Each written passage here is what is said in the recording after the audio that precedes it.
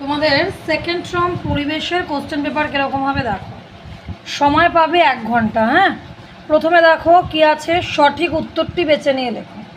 তাহলে সঠিক উত্তর বেছে নিয়ে লিখতে হবে, 6টা লিখতে হবে, 6 নম্বর থাকবে।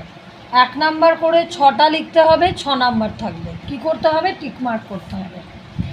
2-এ দেখো কি দিয়েছে, শূন্যস্থান পূরণ করো।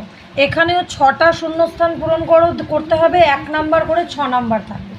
তাহলে শুধু টিক আর শূন্যস্থান করেই 6 6 12 হয়ে গেল। তারপরে আসলো ম্যাচেও 6টা ম্যাচ করতে হবে, 6 নাম্বার থাকবে, 3 6 18 হয়ে গেল। আচ্ছা, তারপরে এক কথায় উত্তর দাও, মানে একদম ছোট কোশ্চেন 1 নাম্বারে, সেখানে 5টা করতে হবে, 5 নাম্বার থাকবে। বোঝা গেল? আচ্ছা, তারপরে আসছে একটু বড় কোশ্চেন, 2-1 কথায় উত্তর দাও। এখানে 3টে করতে হবে, ক খ গ 3টে করতে হবে। এগুলো 2 নাম্বার করে, এগুলো হলো 2 নাম্বার করে, 3 দুগুণে 6, এটা 2 নাম্বার। তারপরে একটা দিয়েছে খদ্দর কি, এটাতে দিয়েছে 1 নাম্বার, মানে এটা ওই শর্ট কোশ্চেনের মতন।